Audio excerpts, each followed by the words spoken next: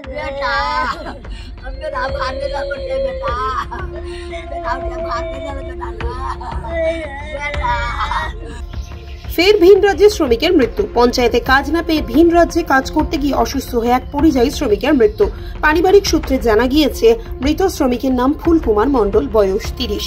তার বাড়ি মালদার ইংরেজ বাজার ব্লকের বিনোদপুর পঞ্চায়েতের মোবারকপুর গ্রামে। মঙ্গলবার রাতে কর্মস্থলে তিনি অসুস্থ হয়ে পড়েছিলেন এবং পরে তার মৃত্যু হয়।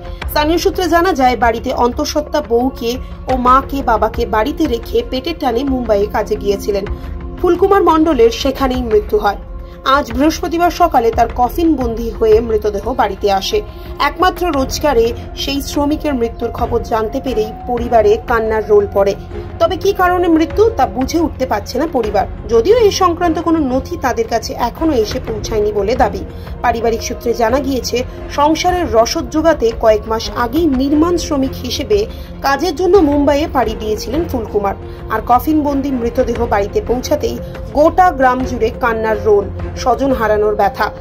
গোটা এলাকায় শোকের ছায়া নেমে এসেছে। এ বিষয়ে সমাজসেবক বঙ্কাই মণ্ডল জানান, রোজগার করার মতো একজনই ছিল পরিবারে।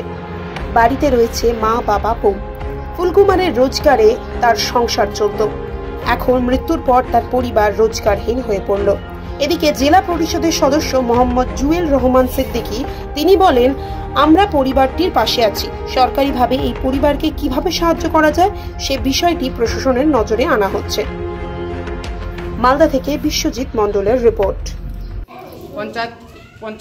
পঞ্চায়েতে কাজ না পেয়ে আত্মসত্ত্বা বউকে বাড়িতে রেখে পেটের টানে 1 মাস আগে মুম্বাই কাজ করতে গিয়েছিল। তারপর সেখানে ঘুমিয়েছিল, কি করে মারা গেল সেটা আমরা বুঝে উঠতে পারছি না। আমি গ্রামের মেম্বার হিসাবে চাই সরকারি সুবিধা পাওয়ার জন্য ব্লক প্রশাসনের কাছে আবেদন রাখব। তার জন্য পেটের দায়ে গ্রামগঞ্জে কাজ না পেয়ে বাইরে কাজ করতে যায়। নিজের বউকে অন্তঃসত্ত্বা রেখে 7 মাসের ডেলিভারি, পেটের দায়ে বাইরে কাজ করতে যায়। হঠাৎ কাজ করতে করতে পেটের ব্যথা ওঠা সত্ত্বেও হসপিটাল রাস্তায় গিয়ে মারা যায়।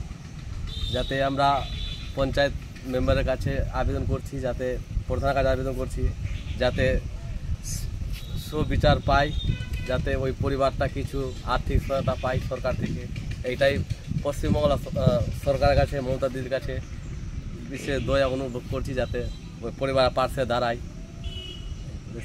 ঠিক কি হয়েছিল?